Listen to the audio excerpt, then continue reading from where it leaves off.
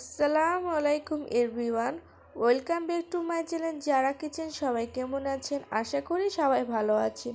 আজকে আমি সিম দিয়ে শোল মাছ রান্না করব। এখানে আমি তেল ঢেলে তেলটাকে গরম করে নিয়েছি। এখন পেঁয়াজ কুচি দিয়ে পিসটাকে হালকা নাড়াচাড়া দিয়ে ভেজে নেব।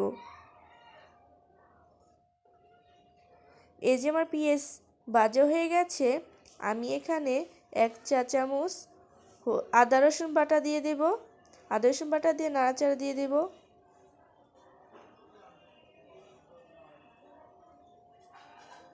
পরিমাণ মতন লবণ, 2 চা চামচ হলুদ মরিচের গুঁড়ো, অল্প পরিমাণে পানি দিয়ে ভালো করে মশলাটাকে কষিয়ে নেব। মশলা আমার কষানো হয়ে গেছে, দেখুন তেল বেশি উঠেছে। এখন আমি সিম দিয়ে দেব।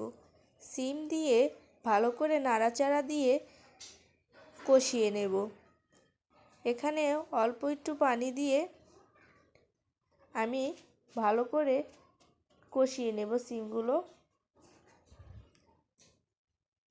আমি এখন ঢেকে দিলাম। আমি এখন ঢাকনাটা উঠিয়ে ফেলবো। এই দেখুন সিম কিন্তু সিদ্ধ হয়ে গেছে। আমি এখানে ভালো করে নাড়াচাড়া দিয়ে এখন শোল মাছ দিয়ে দেব। শোল মাছ দিয়ে ভালো করে নাড়াচাড়া দিয়ে মিক্স করে নেব।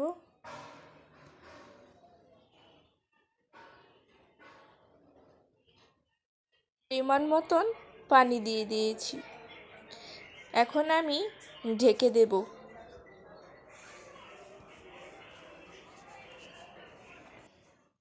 আমি আবারও ঢাকনাটা উঠিয়ে ফেললাম। এই দেখুন আমার কিন্তু রান্না হয়ে আসছে। আমি এখানে দিয়ে দিলাম জিরার গুঁড়ো দিয়ে হালকা নাড়াচাড়া দিয়ে দেব।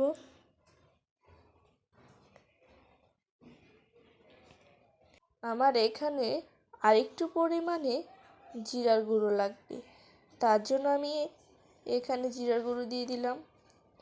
তারপরে ধনেপাতা কুচি দিয়ে হালকা নাড়াচাড়া দিয়ে দেব। এই যে আমার রান্না হয়ে গেছে, আমি নামিয়ে ফেলবো। এই দেখুন আমি পরিবেশন করলাম। আমার রান্নাটা যদি আপনাদের ভালো লাগে তাহলে আমার পাশে থাকবেন, লাইক কমেন্ট শেয়ার করবেন। সবাই যদি আমার রান্নাটা ভালো লাগে তাহলে বাসায় ট্রাই করে দেখতে পারেন। আমার কাছে ভালো লাগে দেখে আমি আপনাদের কাছে শেয়ার করলাম। সবাই ভালো থাকবেন, সুস্থ থাকবেন।